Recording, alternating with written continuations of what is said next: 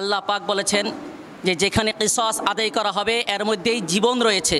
অর্থাৎ কিসাস অর্থ হলো যে কোনো অপরাধে তাকে হুদুদ, তার ভিতরে তার ব্যাপারে হুদুদ কায়েম করা, তাকে কি করা, তাকে শাস্তি দেওয়া। শাস্তির মধ্যে জীবন রয়েছে। শাস্তির মধ্যে তো বাহ্যত দেখছি আমরা, তাকে কি করা হচ্ছে, তাকে তার জীবন শেষ করা হচ্ছে, তাকে শাস্তি নেওয়া হচ্ছে। এর মধ্যে হায়াত কিভাবে, একজনের জীবনের মধ্যে সারা দেশের সমস্ত মানুষের জীবন বেঁচে যাবে, অপরাধী আর অপরাধ করতে পারবে না।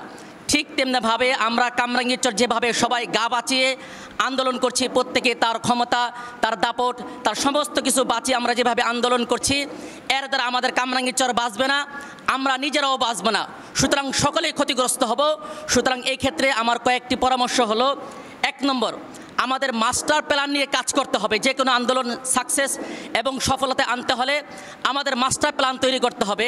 সেক্ষেত্রে আমার করণীয় হলো, যেহেতু আন্দোলন করতে গেলে প্রথমেই আমাদেরকে বিভিন্ন ধরনের উস্কানি দিয়ে, আমাদের মুখ দিয়ে বিভিন্ন উস্কানিমূলক কথা বলে আমাদের ভিতরে মামলা দিবে, যে রাষ্ট্রবিরোধী মামলা দিবে, সরকারি কাজের বাধা দানে মামলা দিবে, এই হুমকি তুমকি দিয়ে আমাদের বিরুদ্ধে মামলা দিবে। সুতরাং এর আগে আমাদের তৈরি করতে হবে এই মামলা মোকাবেলার জন্য আমাদের কি করা যায়। এই জন্য মামলা যারা এই বিষয়ে যারা লেখাপড়া করেছে, কামরাঙ্গীরচর অনেক আইনজীবী আছে, তাদেরকে নিয়ে আমাদের মামলা সমন্বয় করার জন্য একটা কমিটি তৈরি করতে হবে। তাদের কাজ হবে, আমরা ঢাকা সিটি কর্পোরেশনের বিরুদ্ধে মামলা করব, রাজকের বিরুদ্ধে মামলা করব।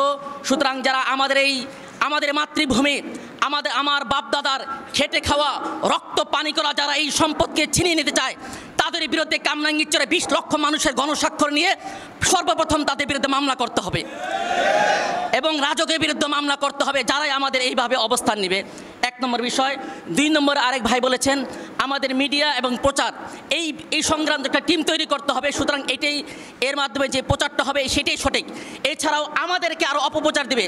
এখনই তারা বলতেছে তাদের ক্ষমতার বলে যে কিছু অসাধু তারা তথ্য প্রচার করে বিভ্রান্তি ছড়াচ্ছে, আমাদেরকে বলছে আমরা নাকি বিভ্রান্তি ছড়াচ্ছি। এরও দাঁত ভাঙা জবাব দিতে হবে। 3 নম্বর বিষয় হলো, আমাদের এই আন্দোলন আমরা যখন দাঁড়াবো আমাদের আবেগে অনেক কিছু আমরা বলবো। এই জন্য একটা গ্রুপ থাকবে যারা আরামে বসে এবং সুন্দরভাবে সারা দেশের সমস্ত পরিস্থিতি পর্যবেক্ষণ করে, যারা আইন সম্পর্কে ভালো জানেন এবং আন্দোলন কিভাবে সফল নেওয়া যায়, এরকম একজন নীতি নির্ধারক যারা বয়স্ক প্রবীণ, যারা বিশ্বের সমস্ত আন্দোলন যারা পর্যবেক্ষণ করে থাকে, নীতি নির্ধারণ একটা কমিটি করতে হবে। এরা ভিতর থেকে নীতি নির্ধারণ, তারা ফর্মুলা মাস্টার প্ল্যান তৈরি করে দেবে। আমরা কর্মী হিসাবে রাজপথে অবস্থান করব।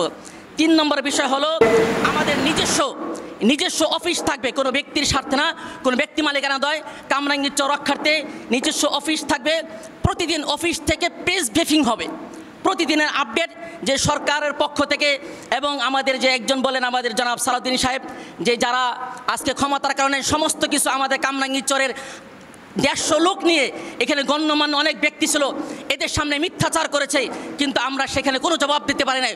অথচ উচিত ছিল সেখানে আমাদের 3 কমিশনার দাঁড়িয়ে দাঁত ভাঙা জবাব দিয়ে সেই কমিটি এবং সেখান থেকে প্রত্যাখ্যান করে আমাদের সকলে একযোগে বেরিয়ে আসা দরকার ছিল। কিন্তু সেখানে আমরা প্রথমেই ব্যর্থ হয়েছি। এখন থেকে আমাদের সেই ব্যর্থতাকে সামনে রেখে আমাদের সামনে কিভাবে কাজ করব সেটা আমাদের লক্ষ্য ঠিক করতে হবে। তাহলে 4র্থ বিষয়গুলো অফিস করব এবং সারাদিনের কার্যক্রম আমরা প্রেস ব্রিফিং করব। তারা কোনো কিছু বললে, মিথ্যাচার করলে সেটা আমরা দাঁত ভাঙা জবাব দিব। 5ম বিষয় হলো, আমাদের 2-4 দিন পর পরে কিছু বিষয় নিয়ে আমরা সেমিনার করব। শুধু আমরা কামরাঙ্গীরচরের মানুষের ভিতরে এই ব্যথা আনলে চলবে না। এই সারা বাংলাদেশের এই 18 কোটি জনতার মধ্যে আমাদের কামরাঙ্গীরচরে ব্যথা আনতে হবে। শুধু এই কামরাঙ্গীরচরের ব্যথা দিয়ে কাজ হবে না, এর জন্য আমাদের সেমিনার করতে হবে কামরাঙ্গীরচরের ইতিহাস, ঐতিহ্য, গুরুত্ব, প্রয়োজনীয়তা ইত্যাদি বিষয়ে। 6 নম্বর বিষয় হলো, আমরা শুধু কামরাঙ্গীরচর জন্মভূমি রক্ষা কমিটি করেছি, সুতরাং এতটুকু ক্ষান্ত থাকলে চলবে না। এটা রক্ষা করতে হলে কয়েক স্তরের সমন্বয় কমিটি করতে হবে প্ল্যান করে। 7 নম্বর বিষয় হলো, এই আন্দোলন করতে গিয়ে অল্প কিছু দিনের মধ্যে হতে পারে তারা লাঠিচার্জ করবে, দাঁড়াতে দিবে না, পুলিশ হয়রানি করবে। এই জন্য আমাদের স্বেচ্ছাসেবক টিম থাকতে হবে। হাসপাতালে কেউ যদি যায়, আহত হয়, তাদেরকে সর্বোচ্চ পর্যায়ে চিকিৎসা দিতে হবে, খরচ বহন করতে হবে। 8 নম্বর বিষয় হলো, আমাদের চেন বাই চেন কমিটি করতে হবে। 9 নম্বর বিষয় হলো, আমাদের কিছু কর্মসূচি নিতে হবে। কামরাঙ্গীরচরের মধ্যে নয়, ঢাকা গাবতলী মহাসড়ক অবরোধ করতে হবে। এই আইসিসি এবং সিবিডি এই প্রজেক্ট মূলত বাস্তবায়ন করতে চাচ্ছে এই বুড়িগঙ্গা নদীকে দেখে।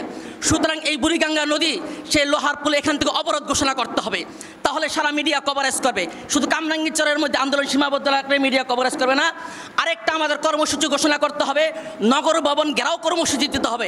তাহলে তখন সারা দেশের মানুষ নড়েচড়ে উঠবে যে কি হলো, নগর ভবন ঘেরাও কর্মসূচি দিতে হবে। অনতি বিলম্বে কামরাঙ্গীরচরের লক্ষ জনতা নগর ভবন ঘেরাও কর্মসূচি ডাক দিতে হবে, নদী বন্দর ঘেরাও কর্মসূচি দিতে হবে, ঢাকা গাবতলী সদরঘাট পর্যন্ত অবরোধের ঘোষণা দিতে হবে। এরপরে গুরুত্ব বিষণ্ণ হলো আমাদের অর্থ বিভাগ কায়েম করতে হবে এবং ত্যাগ কুরবানি করতে হবে।